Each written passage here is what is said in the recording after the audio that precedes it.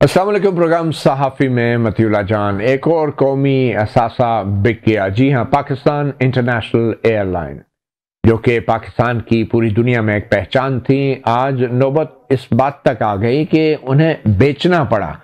और ये बिका भी कोई बड़ी कीमत पर नहीं, बल्कि पाकिस्तान के ही कंसोर्शियम, पाकिस्तान के ही सरमायाकार सरमायादार जिन्होंने ये ख़रीदा है। जी हाँ, आरिफ हबीब कंसोर्शियम ने ये असासा ख़रीदा है।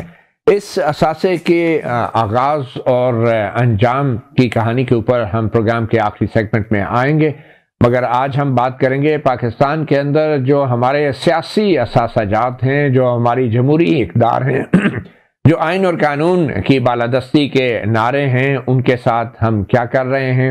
आज भी तहरीक इंसाफ अपोजिशन की सबसे बड़ी जमात अडयाला जेल पे एहतजाज करती रही। बानी पीटीआई इमरान खान से मुलाकात के लिए, मगर आज भी मुलाकात नहीं हो सकी। इसके साथ ही आज वज़ीर आज़म शहबाज शरीफ की तरफ से गैर मुतवक्का तौर पे मुज़ाकरात का अंदिया दिया गया। लेकिन वज़ीर आज़म शहबाज शरीफ किससे मुज़ाकरात करना चाह रहे हैं और किन हालात में करना चाह रहे हैं, वो भी आपको बताएंगे। पहले देखते हैं कि कुछ तज़ाद खुद अपोजिशन जमात पीटीआई के अंदर भी नज़र आ रहा है। अलीमा खान, जो कि बैरिस्टर सलमान सफदर का हवाला देते हुए बता रही हैं कि बैरिस्टर सलमान सफदर इमरान खान से मुलाकात के बाद जब बाहर आए तो उन्होंने ये कहा कि जो भी मुज़ाकरात की बात करता है वो पीटीआई का नहीं हो सकता।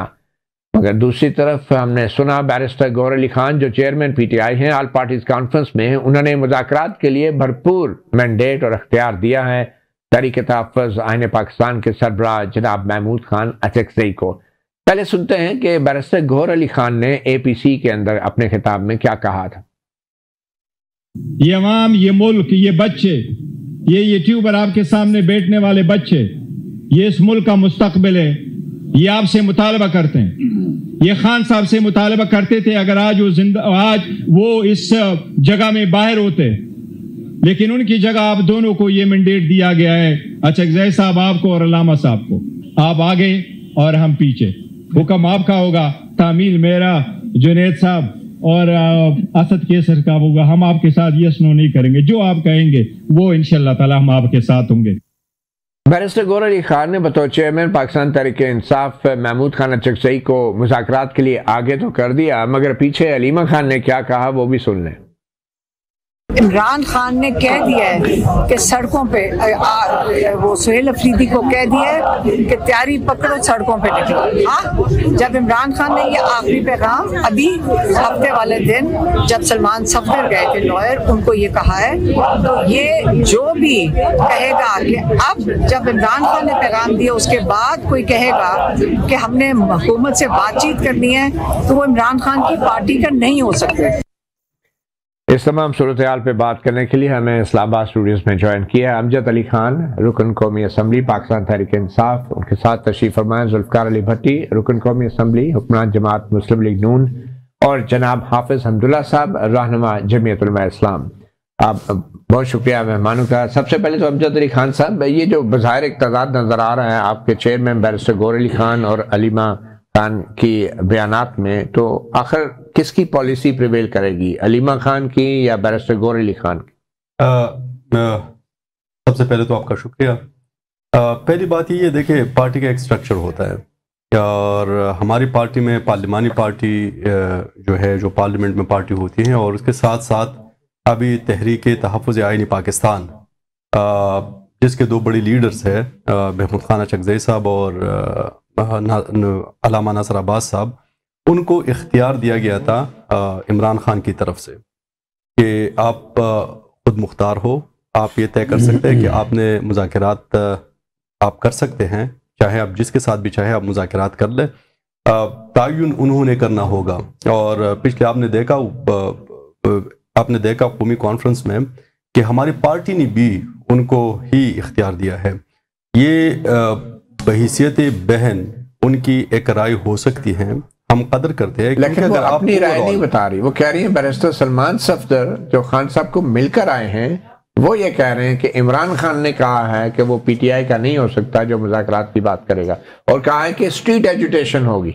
देखिए, street agitation being political party, हम मुज़ाकरात के ऑप्शन को میرے خیال میں کلوز نہیں کر سکتے. اسٹریٹ ایجیٹیشن کے لیے ہم نے ایک لائحہ عمل دیا ہے. 8 فروری کو ہم یوم سیاح منانے کے ساتھ ساتھ ہم پہجام ہڑتال کی بھی ہم نے کال دی ہے اور ساتھ میں شٹر ڈاؤن ہڑتال کی بھی کال دی ہے. اور تب تک ہم موبلائز کریں گے لوگوں کو. ہم پنجاب بھی جائیں گے, سی ایم صاحب انشاءاللہ اس جمعرات کو پنجاب کا دورہ کریں گے. اس کے بعد پھر ہو سکتا ہے کہ سندھ کا بھی دورہ ہو, وہاں پہ ہمارے انٹریکشن ہوگی اسٹوڈنٹس کے ساتھ بھی اور جتنے بھی اسٹیک ہولڈرز ہے. اسٹریٹ ایجیٹیشن پہ ہم بالکل کمپرومائز نہیں کرتے, لیکن اگر حکومت سنجیدہ ہے تو ہم مذاکرات کے آپشن کو بھی کھلا رکھنا چاہتے ہیں. اور یہ خان صاحب نے فیصلہ کیا تھا, خان صاحب کا ہی فیصلہ تھا کہ محمود خان اچکزئی اور علامہ ناصر عباس صاحب وہ مذاکرات کر سکتے ہیں, لیکن با اختیار لوگوں کے ساتھ وہ مذاکرات ہو. ایسی مذاکرات نہ ہو. میں خود گیا تھا ایک مذاکراتی ٹیم کے ساتھ, جب ہم بیٹھ گئے حکومت کے بڑے منسٹرز تھے ان کے ساتھ, جب ہم بیٹھ گئے تو وہ کہہ رہے تھے کہ ہم صرف آپ کی بات کو وہاں پہ پہنچا سکتے ہیں لیکن ہم مذاکرات یا فیصلہ ہم نہیں کر سکتے. تو ان لوگوں کے ساتھ پوچھ کے بتانے والی جو بات تھی نا, تو میرے خیال میں ان لوگوں کے ساتھ مذاکرات نہیں ہو سکتی. اور با اختیار خدا کرے کہ وہ با اختیار. آپ جس کی طرف اشارہ کر رہے ہیں, وزیر اعظم شہباز شریف نے آج ہی ایک بار پھر مذاکرات کی پیشکش کی ہے. سنتے ہیں وزیر اعظم صاحب کیا کہہ رہے ہیں اور پھر ذوالفقار بھٹی صاحب سے جانتے ہیں کہ کتنے سنجیدگی ہے اس پیشکش میں. پی ٹی آئی اور ان کے جو ساتھی ہیں جو بات کر رہے ہیں, انہوں نے, میں نے آج اخبار میں پڑھا ہے ڈائلاگ کی, تو میں نے تو اسمبلی میں ڈائلاگ کی ان کو دعوت دی, اس سے پہلے بھی دعوت دی, اس کے بعد بھی دعوت دی. اگر وہ اس کے اوپر تیار ہے تو گورنمنٹ آف پاکستان بالکل تیار ہے. تو اخبار میں پڑھا ہے شہباز شریف صاحب نے کہ آپ جو پی ٹی آئی والے ہیں وہ مذاکرات کرنا چاہ رہے ہیں, تو شہباز شریف صاحب نے اخبار پہ پڑھ کے جتنا کوئک ایکشن لیا ہے, تو وہ واقعی آپ کے شہباز شریف صاحب جو ہیں پی ٹی آئی سے مذاکرات کرنا چاہتے ہیں؟ آپ کو کیا لگا اپنے وزیر اعظم کو سن کے؟ مطیع اللہ بھائی, آپ کو یاد ہوگا کہ جب عمران خان صاحب وزیر اعظم تھے, آپ اس دن سے یہ بات شروع کریں نا, تو اس وقت بھی شہباز صاحب لیڈر آف دی اپوزیشن تھے اور انہوں نے اس وقت مساق جمہوریت کہہ لیں, مساق جو ہے وہ اس کا اپنا معیشت کہہ لیں, اس پہ انہوں نے اس وقت بھی دعوت دی تھی کہ آپ حکومت میں ہیں اور ہم اپوزیشن میں ہیں اور ہم مل کے ملک چلائیں, اور تاکہ ہمارا ایک جمہوری کلچر جو ہے وہ ڈیولپ ہو. اس کے بعد جب وہ خود وزیر اعظم بنے اور پی ٹی آئی جو ہے وہ اپوزیشن میں آئی, اس وقت بھی انہوں نے دعوت دی. ہم نے تو متعدد بار اسپیکر صاحب نے, ابھی آپ کا جو قومی اسمبلی کا میرے بھائی کو پتہ ہے کہ جو سیشن گزرا ہے اس میں بھی انہوں نے دعوت دی. ہم نے تو پتہ نہیں کتنی دفعہ دعوت دی کہ آپ اپنے اس جو احتجاجی ایجنڈا اور آپ نے اپنی پارٹی کا نقصان کیا. لیکن ان کا معاملہ یہ ہے کہ جیسا یہ کہہ رہے ہیں کہ یہ ہمیں نہیں پتا کہ ہم نے کس سے بات کرنی ہے, تو خدا کے بندے اب دیکھیں نا, ان کی پارٹی میں کسی کو کوئی پتہ نہیں ہے کہ اصل ایجنڈا کیا ہے. پیچھے سے کبھی بہن کچھ کہتی ہے, جو پارٹی کا جو چیئرمین بنایا ہے وہ کچھ کہتا ہے, آپ کس کو سیریس لیتے ہیں کہتے ہیں؟ آپ زیادہ کس کو سیریس لیتے ہیں؟ ہم تو کسی کو بھی نہیں سیریس لیتے, کیونکہ ان میں کوئی سیریس ہے. میری آپ بات سنیں, آپ کس کو سیریس لیں, میری آپ بات سن لیں نا. ان کی کسی کو بات پیٹنٹ ہے, یہ انتشار کی پارٹی ہے. تو شہباز شریف صاحب نے یہ مذاق کی ہے جو ابھی پیش کر یہ شہباز شریف صاحب ہم نے پی ٹی آئی کو ایسے ہول سے بات کہا ہے. یہ اپنے میرے خیال میں سیریس ہیں, آپ مذاکرات کے لیے سیریس ہیں. بالکل ہم تو سیریس ہیں. ایک ملاقات کروانے کا اختیار ہے آپ کے پاس. کیوں جی, ملاقاتیں اب تک ہوتی رہی ہیں, کیا ہوا ہے؟ نہیں, ایک اور دیکھیں, ابھی آپ سنیں نا کہ ایما خان نے کیا کہا ہے کہ جو وکیل صاحب ملنے گئے تھے وہ اندر سے جی میسج لے کے گئے ہیں کہ جی احتجاج کرو. میری اب بات اس کا وہ لیگل اپنی جو ہے اوپینین وہ لینے گیا ہوگا یا وہ اس کام کے لیے گیا ہے. تو ان کا کام تو یہ ہے نا, جب بہن میں ملنے گئی کہ جی ہم تو غیر سیاسی ہیں, بہنیں ویسے ملاقات بھائی کے لیے گئی ہیں, باہر آ کے وہ سیاسی بیان دیتے ہیں. اور میری بات, ان کے اپنے ایم این اے پتہ کیا کر, ان اپنے ایم این اے کو پتہ نہیں ہے کہ بہن کی بات مانے, بھائی کی بات مانے, یا کسی پارٹی کے لیڈر کی بات مانے. حافظ عبداللہ صاحب سے جان لیتے ہیں, بطور ایک سیاسی جماعت آپ بھی احتجاج کی سیاست میں ایک بڑا تجربہ رکھتی ہے آپ کی جماعت. آپ کو کیا لگتا ہے کہ ایک طرف پی ٹی آئی کہہ رہی ہے کہ سڑکوں پہ نکلنا ہے, خان صاحب کا پیغام ہے, اور پھر یہ محمود اچکزئی صاحب کو مینڈیٹ بھی دے دیا کہ مذاکرات کریں, کیا یہ دونوں چیزیں ساتھ چل سکتی ہیں اور یہ ایک نارمل سی بات ہے، یا جیسے کہ بٹی صاحب کہہ رہے ہیں کہ یا تو احتجاج کر لیں یا مذاکرات کر لیں؟ آپ کو کیا لگتا ہے؟ بسم اللہ الرحمن الرحیم. بہت شکریہ متی اللہ جان صاحب. سوال یہ ہے کہ جب سب متفق ہیں مذاکرات پر، یعنی عمران خان کی طرف سے انڈیا یہی ہے پیغام کہ محمود خان اچکزئی صاحب کو اختیار ہے، وہ مذاکرات کر سکتے ہیں. جیسے کہ قومی کنونشن میں کانفرنس میں اعلامیہ کا تقاضا بھی یہی ہے جو ہم دیکھ رہے ہیں، اعلامیہ کے مذاکرات کی طرف ہم جائیں گے. اور شہباز شریف صاحب بھی کہتے ہیں کہ میں نے اخبار میں پڑھا کہ وہ مذاکرات کی بات کرتے ہیں، انہوں نے بھی مذاکرات کی پیشکش کی. تو جب عمران خان صاحب بھی مذاکرات کرنے کے لیے تیار ہے، پوری اپوزیشن پارٹیاں، قومی کانفرنس کا اعلامیہ بھی مذاکرات کا متقاضی ہے، مذاکرات کی بات کرتے ہیں. بالخصوص ہر ایک بریسر گور کی آپ نے بات کی، شہباز شریف مذاکرات کے لیے. پھر مذاکرات میں رکاوٹ کون ہے؟ کوئی تو ہے جو رکاوٹ ہے، کوئی تو ہے جو رکاوٹ ہے. وہ بٹی صاحب بتائیں. میں عرض کر رہا ہوں، اس کا نام کوئی نہیں لے سکتا. اچھا مانا نا، بٹی صاحب تو لے لیں. پوچھیے کہ آپ ان کو کہہ دیں کہ نام نہیں لے، کون رکاوٹ. دوسری بات یہ اگر واقعی مذاکرات ہے، مذاکرات کا اختیار حکومت کے پاس ہے، مان لیا 5 منٹ کے لیے، اور حکومتی بڑی party P M L N کی قیادت وزیر اعظم میاں نواز شریف صاحب کے پاس ہے مذاکرات کی، ایک سمپل 2 کام کریں. ایک ماحول فضا پیدا کریں وہ کہ 7 ستمبر کو جو نقاب پوش آئے پارلیمنٹ کے اندر، جن اراکین پارلیمنٹ کو اٹھایا گیا اور بختکبار گاڑیوں میں پھینک دیا، ان کی نشاندہی کرے، اس کے خلاف اسپیکر کو ہدایت دے کہ وہ کارروائی کرے. اس کا نام بتا دے پارلیمنٹ میں وہ کون لوگ تھے. ایک بات. دوسری بات یہ ہے کہ اپوزیشن لیڈر کی نوٹیفیکیشن تو کوئی عدالت جیل کی ملاقات نہیں ہے نا. اپوزیشن لیڈر کی نوٹیفیکیشن کیوں نہیں کرتے ہیں؟ نہ سینٹ میں کرتے ہیں نہ قومی اسمبلی میں. یہ اختیار کس کے پاس ہے؟ تو جب آپ اپوزیشن لیڈر کی نوٹیفیکیشن نہیں کر سکتے ہیں، باوجود اس کی کہ اپوزیشن کی بڑی پارٹی نے آپ کو دیا ہے، سب کچھ لکھ کے دیا ہے کہ ہمارا اپوزیشن لیڈر سینٹ میں یہ ہے اور قومی اسمبلی میں یہ ہے. اگر آپ کے پاس اختیار ہے، میں آپ کو چیلنج کرتا ہوں، آپ اپوزیشن لیڈر کو نوٹیفائی کریں. اس کا نوٹیفیکیشن تو پھر کون ہے رکاوٹ؟ کوئی تو ہے جو رکاوٹ. وہ کہتے ہیں جی عدالت میں ہے معاملہ. کیا Mahmood Khan as a opposition leader عدالت میں اس کا معاملہ، یا علامہ ناصر عباس کا opposition leader as a opposition leader senate میں اس کا معاملہ عدالت میں؟ اس کا تو کوئی معاملہ عدالت میں نہیں ہے. میں کہہ رہا ہوں عدالت میں کہ اس ملک میں میں یہ کہہ رہا ہوں کہ اس ملک میں کوئی حکومت نہیں ہے، نہ حکومت کے پاس کوئی اختیار ہے. یہ سارے میٹرو بس کے سواری ہے. یہ میٹرو بس راول پنڈی والی، ہاں، یہ پنڈی سے آگے نہیں نکل سکتی ہے. اچھا، ہاں، وہاں سے یو ٹرن لیں گے. اچھا، تو اس لیے میں کہتا ہوں جب میٹرو کی سواری ہو، وہ وزیر اعظم اس کا ڈرائیور ہو، ڈرائیونگ سیٹ پر بیٹھا ہو، تو اختیار پھر میٹرو کے، یہ تو آپ نے بڑا اختیار دے دیا ان کو، میٹرو کی ڈرائیونگ سیٹ پہ بٹھا دیا. تو میٹرو کو اختیار ہی نہیں ہے نا. ہاں، اس کی اختیار ہی نہیں ہے. تو روٹ بنا ہوا ہے وہ تو بس پنڈی کے آگے تک، پنڈی سے آگے نہیں نکل سکتا ہے. اچھا، ہاں، نکل سکتا ہے میٹرو. نہیں، وہ ویسے صدر تک جا سکتا ہے. میں نے کہا پنڈی ہے نا، صدر پنڈی میں، تو اس سے آگے تک تو نہیں جا سکتی ہے نا. چلیں، اچھا یہ بتائیں، آپ تحریک تحفظ آئین پاکستان میں کیوں نہیں شامل ہو جاتے؟ ان لوگوں کو جو بات تو آپ نے ساری وہ کی ہے جو یہ تحریک تحفظ آئین پاکستان والے کر رہے، تو اس میں شامل کیوں نہیں ہوتے؟ دیکھیے، بات یہ ہے کہ ایک کمزوری ہے یہ پی ٹی آئی کی اپنی، وہ خود محسوس کرتے ہیں. ابھی آپ نے 2-3 بات کی. علی خان نے کیا کہا، سلمان صفدر نے کیا کہا، قومی کانفرنس کا اعلامیہ کیا تھا، ہم کس سے بات کریں؟ تو یہ بھی بٹی صاحب نے یہی کہہ رہے ہیں، ہماری بات کریں نا. اب آپ نے ان کی بات میں نے ان کی کوتاہیاں بھی آپ کے سامنے رکھی، بے دستپا حکمران کی، لیکن اصول ہے. ہاں، اصول کی بات میں رکھی. میں نے کہا کہ جب باتیں 3 آتی ہے، 4 آتی ہیں، پھر اتھارٹی کون ہے؟ مولانا صاحب ایک ذمہ دار سیاستدان ہیں، وہ کس کی بات پہ اعتماد کرے؟ تو اس لیے ہم اس انتظار میں کہ کوئی اتھارٹی ہو کہ وہ آ کے بات کرے. متی اللہ جان آتے ہیں، ان کے بہاف پہ وہ ایک بات کرتے ہیں، میرے بھائی آتا ہے وہ کوئی دوسری بات کر رہا ہے. تو ہم کس پہ اعتماد؟ ابھی پوری قومی کانفرنس کا اعلامیہ کچھ اور ہے، بالکل صحیح، اور دوسرا اسٹیٹمنٹ کوئی اور ہے، کچھ اور ہے. آپ نے بھی دونوں باتیں کر دی. اینی وے، ایک چھوٹی سی بریک لیتے ہیں.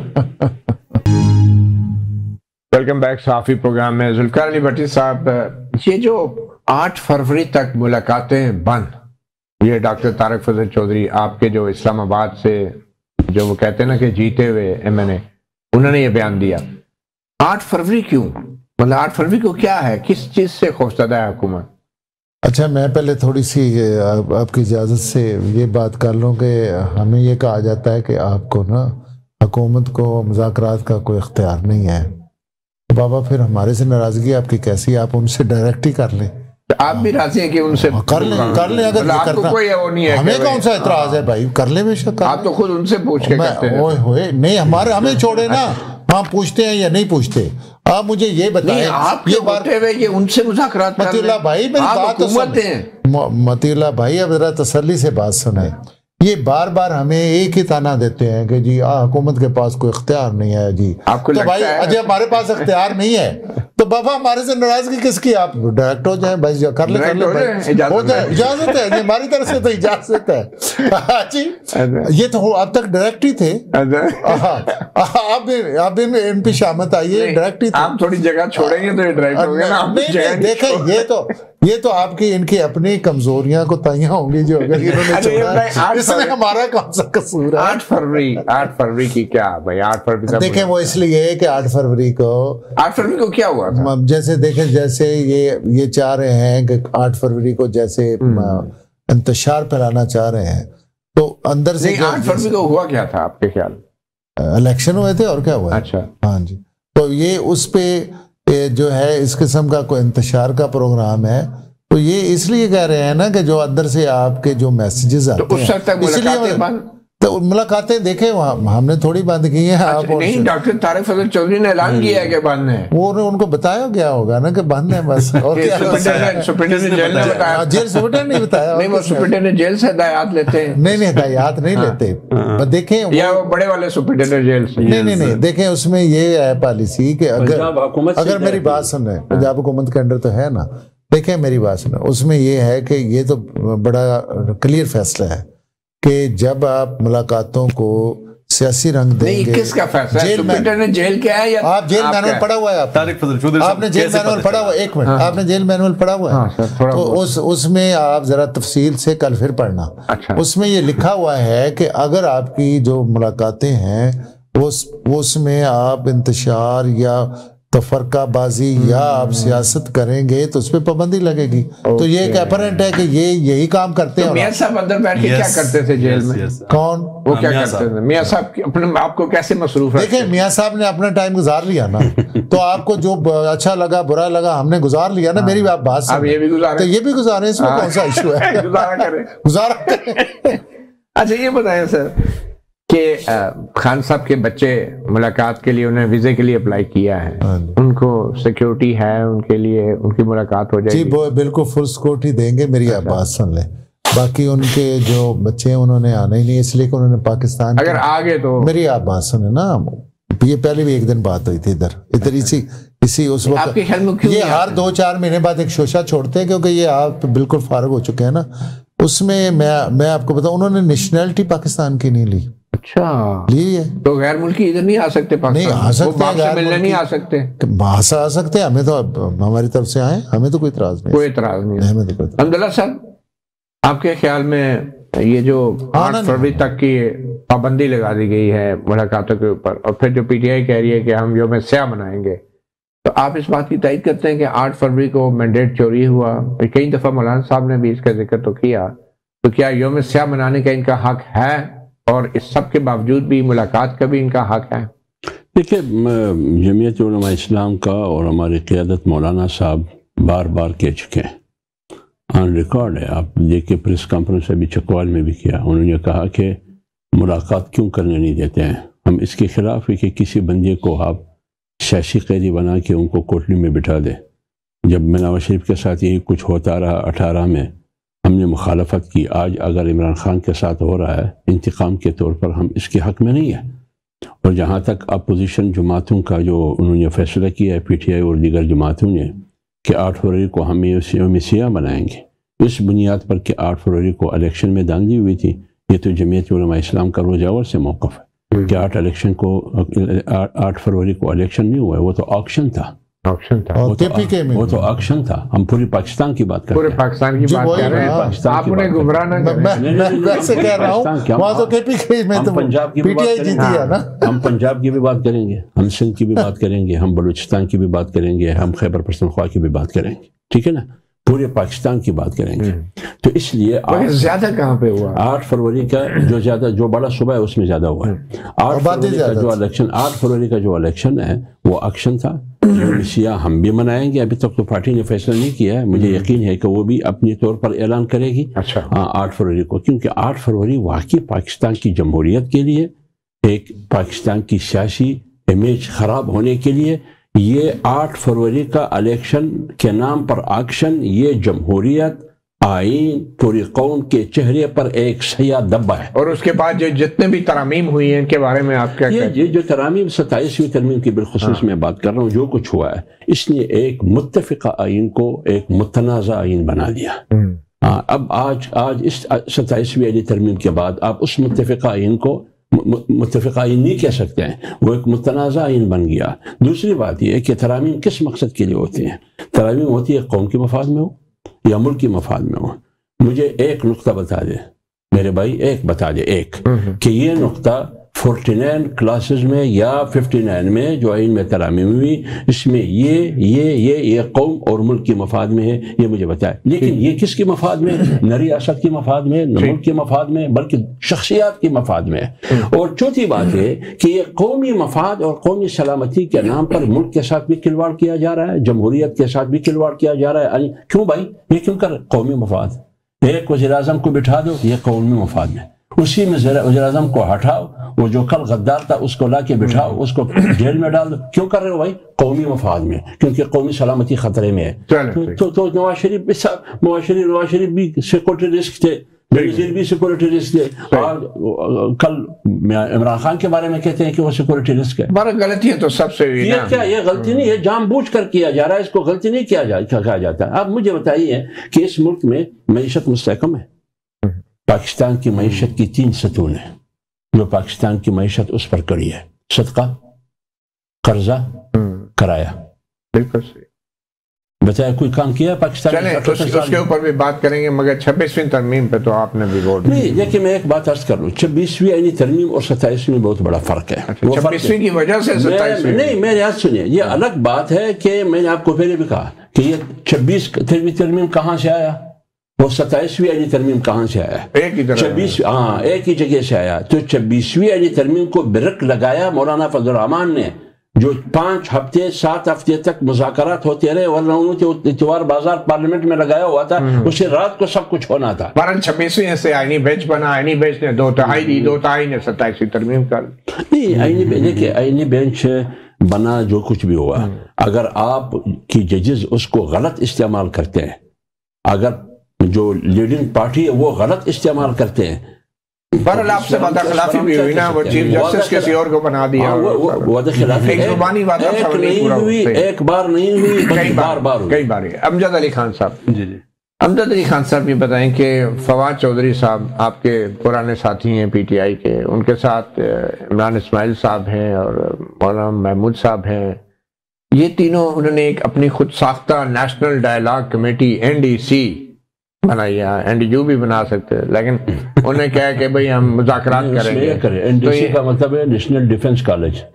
اچھا نہیں, یہ کمیٹی ہے, یہ نیشنل ڈائیلاگ کمیٹی.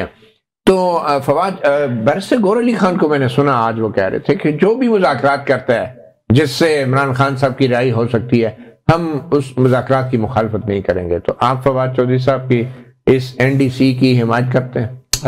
وزیر خان کا اپنا موقف ہے اس کے بارے میں کہ جو لوگ اس وقت پارٹی چھوڑ کے گئے ہیں ہم ان پہ اعتبار نہیں کر سکتے. تو میرے خیال میں ان کو مذاکرات کی, اور جو پارٹی میں ہے ہی نہیں آپ ان پہ تو اعتبار کر رہے ہیں, محمود اچکزئی صاحب دوسری پارٹیوں پہ, تو یہ تو چھوڑ گئے. وہ تو ہمارے ساتھ ہے الائنس میں, وہ الائنس کے ایک موومنٹ کو چلا رہے ہیں اپوزیشن کے, اور ان کو اختیار دیا گیا ہے خان صاحب کی طرف سے. دوسری ویری امپورٹنٹ مولانا صاحب کے بات کہ مولانا فضل الرحمان صاحب کیوں شامل نہیں ہوئے ہمارے قومی کانفرنس میں. ہم خود گئے تھے, میں اس کمیٹی میں تھا جو ہم دعوت لے کے وہاں پہ گئے تھے. مولانا صاحب نے ایک شرط رکھی تھی کہ آپ 26ویں آئینی ترمیم کی اس میں بات نہ کریں, اور دعوت نامے میں 26 آئینی ترمیم کو لکھا تھا محمود خان اچکزئی نے خود, تو صرف اسی وجہ سے کہ چونکہ مولانا صاحب نے ووٹ دیا تھا 26 تو اسی وجہ سے وہ نہیں آ سکے. اس سے پہلے جو ہمارا قومی جرگہ جو ہمارا جرگہ ہوا تھا خیبر پختونخوا میں, اس میں مولانا صاحب آئے بھی تھے وہاں پہ, اور مولانا صاحب نے ہمارے ساتھ یہ وعدہ بھی کیا ہے کہ اس تحریک کے حوالے سے, اور ہم بھی انشاءاللہ جائیں گے, مولانا صاحب کو دعوت دیں گے 8 فروری, جس طرح مولانا صاحب نے بات کی کہ 8 فروری کی تحریک کو مولانا کی تحریک میں مولانا صاحب کو شمولیت کی دعوت دیں گے. اچھا, میں فواد چودھری صاحب کی طرف آنا چاہ رہا ہوں کہ اگر فواد چودھری صاحب کی کوششوں کی وجہ سے خان صاحب کی رہائی ہو جاتی ہے تو 100 بسم اللہ, پی ٹی آئی کو اعتراض تو نہیں ہونا چاہیے. دیکھیں, ہم میرے خیال میں کہ ان لوگوں پہ آپ کس طرح اعتبار کر سکتے ہیں. حکومت کر رہی ہے اعتبار, تو آپ بے شک نہ کریں. آپ کو تو خان صاحب کی رہائی چاہیے نا جی. نہیں, ان کے پاس کیا, آپ مجھے بتائیں کہ کریڈیبلٹی کیا ہے ان کی اس کمیٹی کی. ان کے پاس آپ یہ بات کر کے ان کی کریڈیبلٹی کو اور خراب کر رہے ہیں, جو تھوڑا میرے خیال میں اس پہ بہت مرتبہ ہم بات کر چکے ہیں. جو چلے ہوئے کارتوس ہے, ہم ان پہ بالکل اعتبار نہیں کر سکتے. کبھی چلے ہوئے کارتوس سے کام آ جاتا ہے, بالکل کام نہیں آتا. آواز تو نکال دیتے آواز نکال سکتے ہیں لیکن کام نہیں آ سکتے. ہمارے بھائی نے بات کی انتشاری سیاست کی, میں اس کا جواب دوں گا کہ انتشاری سیاست کی اگر ہم بات کریں تو 1990 میں سپریم کورٹ پہ حملہ کس نے کیا تھا؟ جب 2017 میں نواز شریف صاحب کو نکالا گیا تو یہ نعرہ کس نے بلند کیا تھا کہ ووٹ کو عزت دو, اور وہ مشرف صاحب کے جہاز کس نے اغوا کیا تھا, اس کا ذکر نہیں کرتے آپ. اچھا, تو اصل میں میرے خیال میں انتشاری سیاست کی اگر شروعات ہوئی ہے یہاں پہ, تو انتشاری سیاست کی سب سے اگر بڑی جماعت ہے تو مسلم لیگ نون خود ہے. لیکن جب یہ لیٹ جاتے ہیں تو بالکل اسٹیبلشمنٹ کے آگے پھر آپ بے شک ٹھنڈا پانی اس پہ گرا دے لیکن پھر بھی یہ نہیں اٹھیں گے. چلیں, آپ کا پہلی بار تھا اسٹیبلشمنٹ کے ساتھ, تو ان کا تو کئی بار کا تجربہ ہے. عبداللہ صاحب کوئکلی, آج یہ جہاز بیچ دیے, پی آئی اے بک گئی ساری, افسوس تو ہے, قومی اثاثہ تھا, لیکن چلیں اپنوں نے ہی خرید لیا. تو آپ کو کیا لگتا ہے کہ دیکھیے, اللہ اس کو ہم دعا کرتے ہیں کہ یہ پاکستان کے لیے معاشی ترقی کا ذریعہ بنے.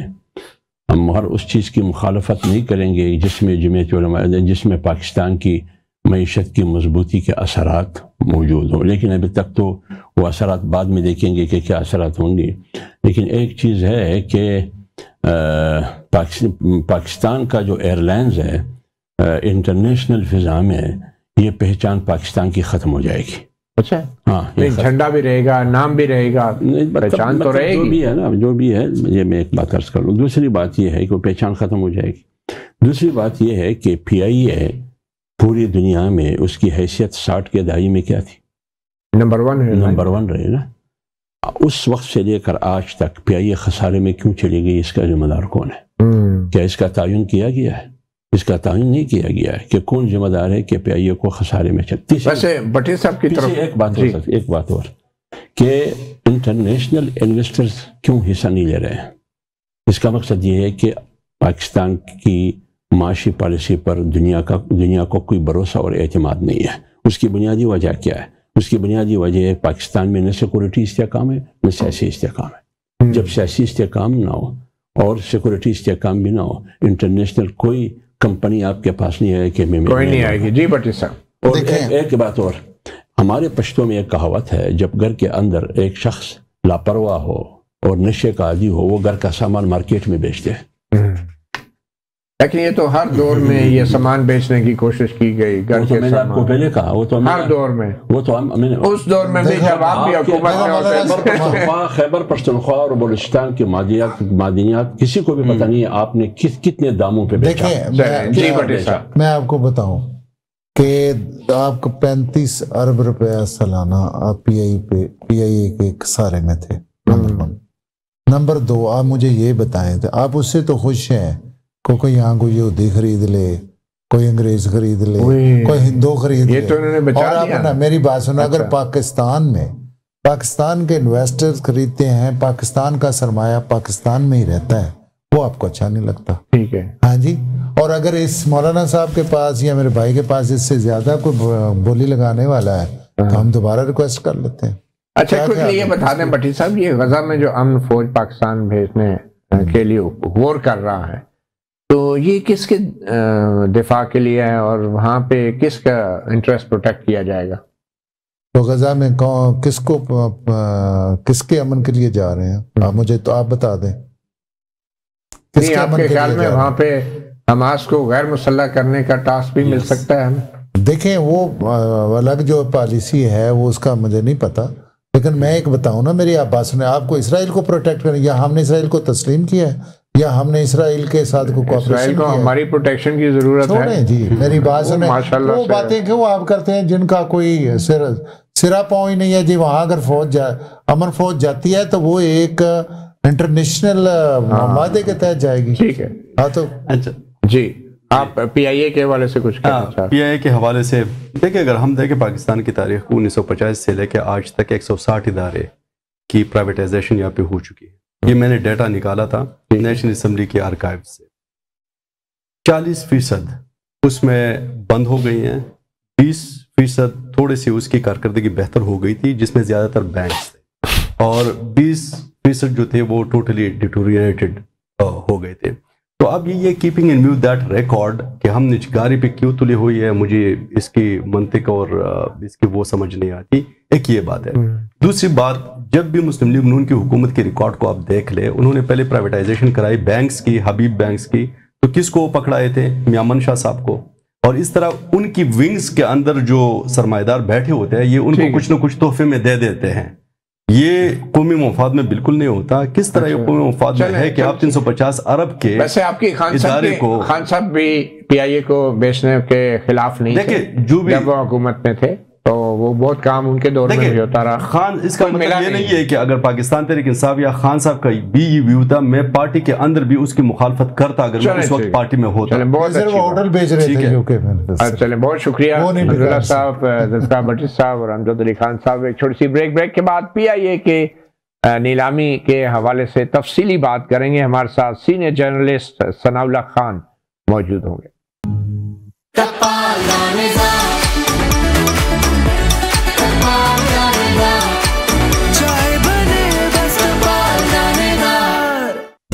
سنسلک تھک اینڈ لانگ، اس میں ہے یوگرٹ پروٹین اور کیراٹن کا سپر مکس، جس سے بال دکھے 2 گنا زیادہ گھنے اور ممکن کرے ہر ہیئر سٹائل. کیسا لگا ہمارا سٹائل اس شادی سیزن؟ جب بال ہوتے کوئی بھی سٹائل کرو پک.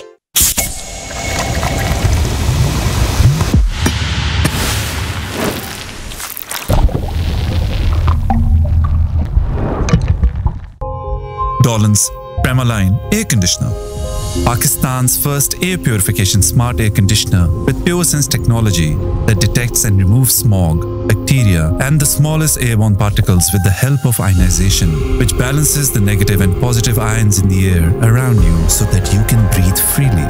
With HomeWiz and PowerShift feature, every innovation, every feature, every detail, engineered for a better tomorrow. Dolan's Premaline, designed for better.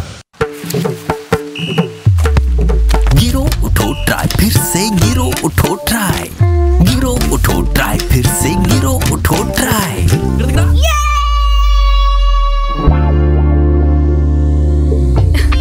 دھوئیں ان گہرے سخت داغوں کے لیے ہے نیا Surf Excel deep action technology کے ساتھ. یہ ان ضدی گہرے داغوں کو بھی کپڑے کی اندرونی لیئر سے پوری طرح کھینچ نکالے. تو داغوں سے کیا ڈرنا، سرف ایکسل ہے نا.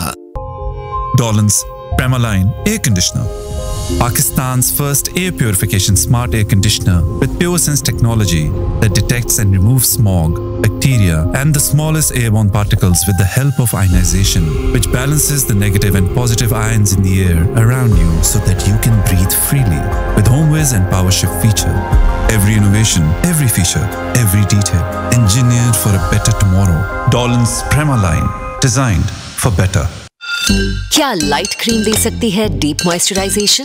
New Pond's Hydra Miracle light moisturiser ceramide pro اور وٹامن ای کے ساتھ. اس کا لائٹ ویٹ اور نان سٹکی فارمولا موئسچرائز کرے 10 لیئرز ڈیپ تک بنا چپ چپ for ultimate soft and smooth skin. Miracles happen.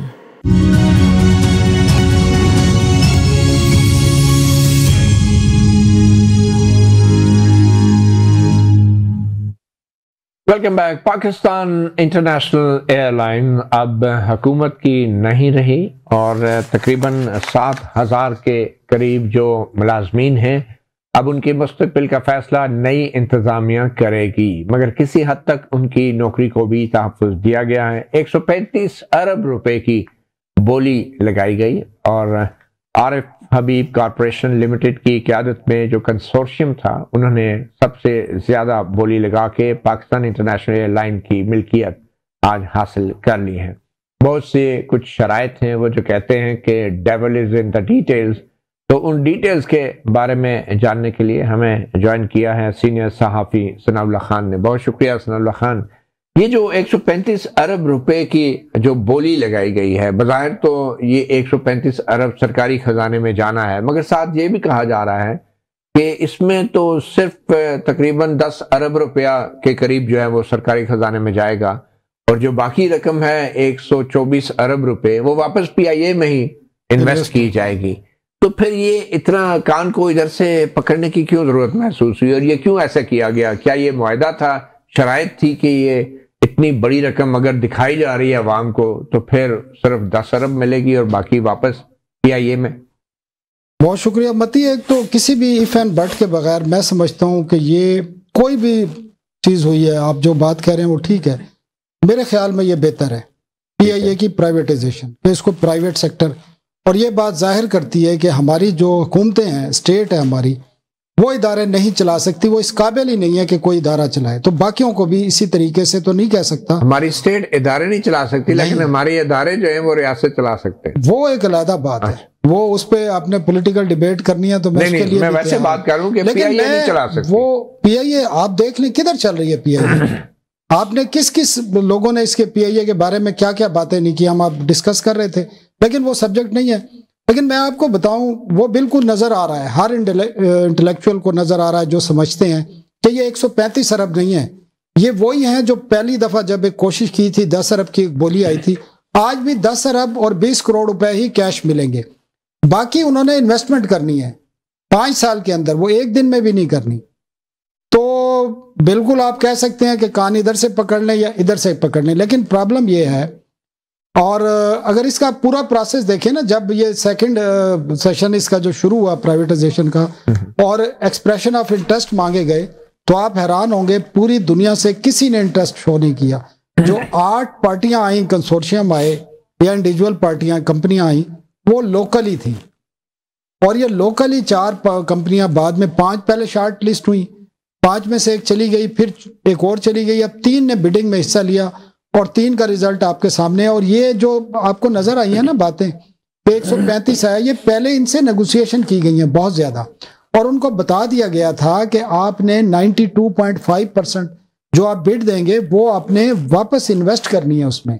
مطلب ہے کہ آپ جو ٹھیکیدار ہے جو نیا لے رہا ہے اس کو وہ پیسے واپس کر رہے ہیں آپ، تو ایکچولی اس نے 10 ارب 20 کروڑ ہی دینے ہیں، جو مگر اس کا ایک فائدہ بظاہر ہوا ہے ثناء اللہ صاحب کہ آپ نے باؤنڈ کر دیا ہے کامیاب بولی دہندہ کو کہ وہ اتنے پیسے لگائے گا۔ جی انہوں نے عارف جو کنسورشیم کو ہیڈ کر رہے ہیں عارف حبیب، انہوں نے بعد میں ٹاک کرتے ہوئے کہا ہے کہ 125 ارب ہم اس میں انویسٹ کریں گے، یہ وہی پیسے ہیں جو بولی کے ہیں، اور انہوں نے کہا ہے کہ اس وقت جو تیاروں کی تعداد ہے وہ ٹوٹل 14 ہیں، انہوں نے کہا جو آپریشنل ہے۔ عارف حبیب صاحب نے بولی کے فوراً بعد کیا کہا؟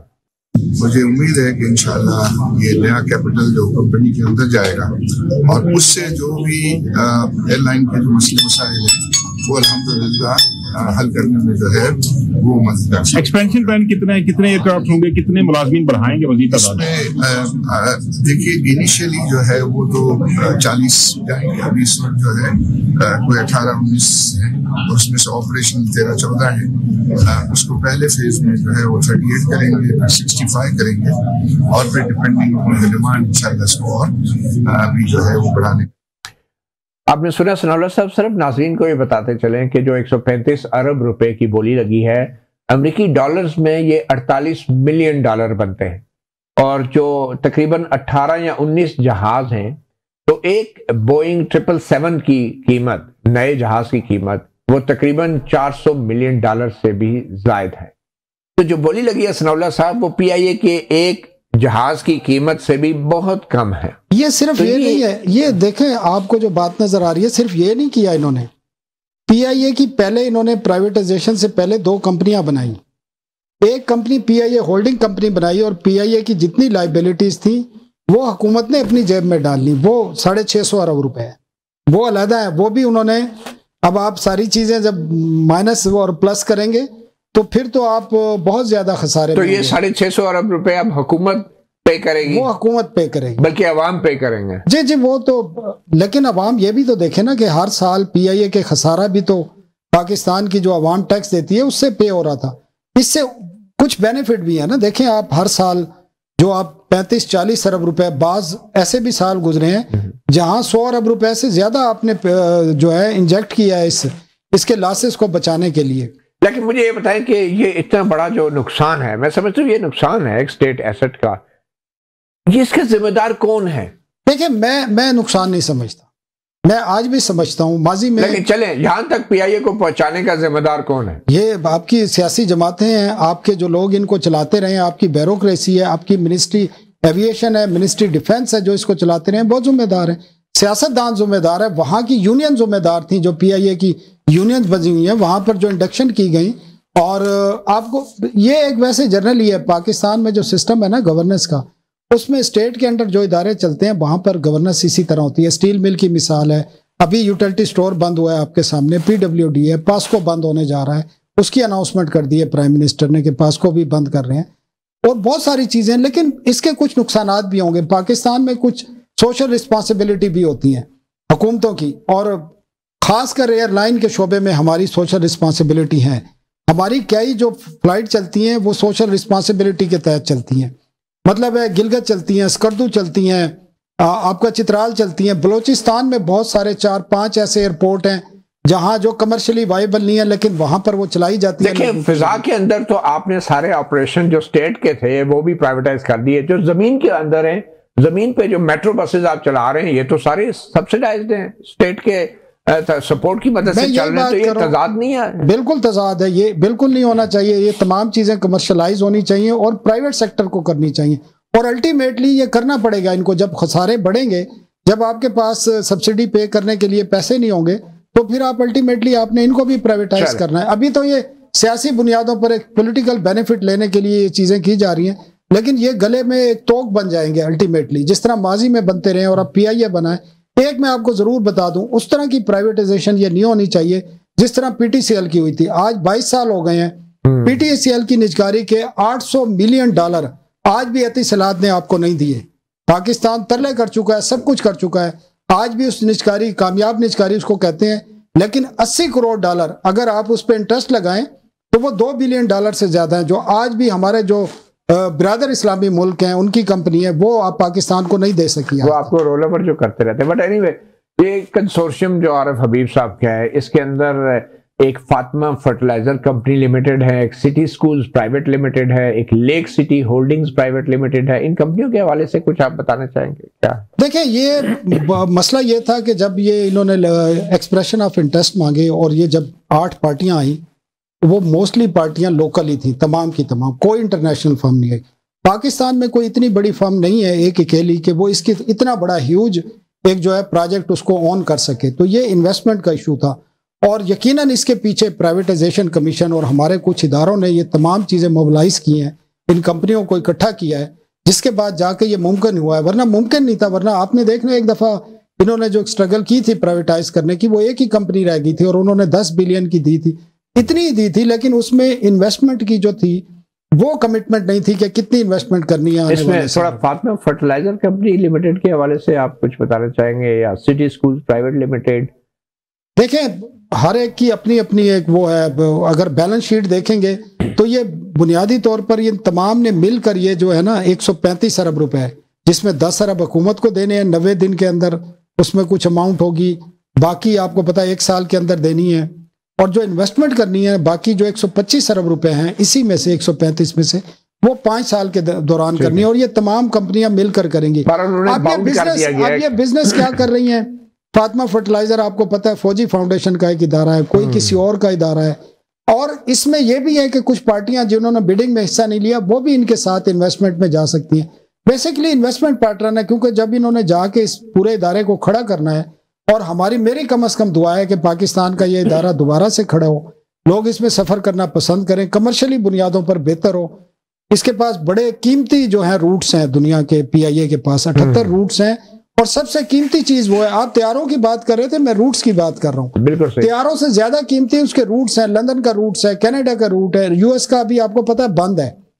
انہوں نے ابھی تک وہ جو بین کیا تھا، وہ جو ایئر پائلٹس کا ایشو تھا اس کے بعد سے ابھی تک امریکہ کا روٹ پی آئی اے کا نہیں کھلا ہے. اگر وہ بھی کھل جائے تو یہ بڑے قیمتی روٹ ہیں. اچھا، یہ 78 مقامات کے جو ہوائی اڈوں پر لینڈنگ کے حقوق ہیں، 97 ممالک کے ساتھ فضائی سروس کے معاہدے ہیں. جی جی. اور لینڈنگ رائٹس 170 سے زائد ممالک کے، ایک ڈان نیوز کے مطابق 170 سے زائد ممالک میں لینڈنگ رائٹس. جی جی، ان کے رائٹس بہت قیمتی بھی ہیں اور بڑے مفید ہیں. اور بیرون ملک اثاثے ہیں جیسے ایک نیو یارک، نہیں وہ اس کا حصہ نہیں، وہ اس کا حصہ نہیں، بالکل نہیں ہے. وہ اس سے الگ کر دیا گیا ہے. بعض لوگ میں سن رہا تھا کہ وہ ایئرپورٹس کی بھی بات کر رہے تھے. ایئرپورٹ سول ایویشن کی ملکیت ہے، اور وہ بھی 3 ایئرپورٹس جو ہیں پاکستان کے بڑے، وہ بھی G2G بنیادوں پر وہ بھی لیز پر دیے جا رہے ہیں.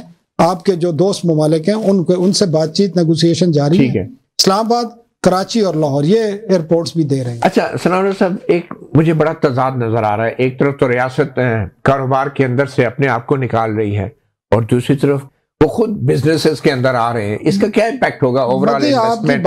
آپ کی بات بالکل ٹھیک ہے. جو فلاسفی ہے نا، حکومت کو یہ پالیسی کلیئر کرنی پڑے گی اپنی. یا تو یہ اچھا، اس میں پی آئی اے میں ایک جو آئی ایم ایف کی بھی شرط ہے، 31 دسمبر کی ڈیڈ لائن تھی. تو آئی ایم ایف باقی چیزوں پہ کیوں نہیں بات کرتا ہے؟ اور حکومت بھی ایک سٹیٹ پالیسی کیوں نہیں دیتی کہ حکومت کا بزنس سے کوئی تعلق نہیں ہوگا، حکومت کے اداروں کا بزنس سے کوئی تعلق نہیں ہوگا؟ یہ جو ایک اس کو منافقت میں تو کہہ سکتا ہوں کہ آپ ایک سائڈ پہ کہتے ہیں کہ ادارے کی کارکردگی خراب ہوتی ہے، اس کو بیچنے چلے جاتے ہیں، لیکن اگر کوئی ادارہ پروفٹ میں جا رہا ہے تو اس کو آپ حکومت ڈیسائیڈ کر لے کہ اس نے بزنس سے باہر نکلنا ہے تو تمام اداروں سے باہر نکلنا چاہیے. پھر کیونکہ اس کی وجہ جب حکومت کاروبار کرتی ہے تو بیرون ملک سرمایہ کاری نہیں آتی، کیونکہ کوئی بھی حکومت سے مقابلہ نہیں کر سکتا. نہیں، اس کے تو ایک علیحدہ پھر ان کے لیے تو یہ تو ویسے ہی ہے کہ جیسے آپ فٹ بال میں ریفری کے ساتھ مقابلہ کر. جی جی، اسی طرح. بہت شکریہ ثناءاللہ. صحافی پروگرام سے اتنا ہی، اجازت دیجیے. اللہ حافظ.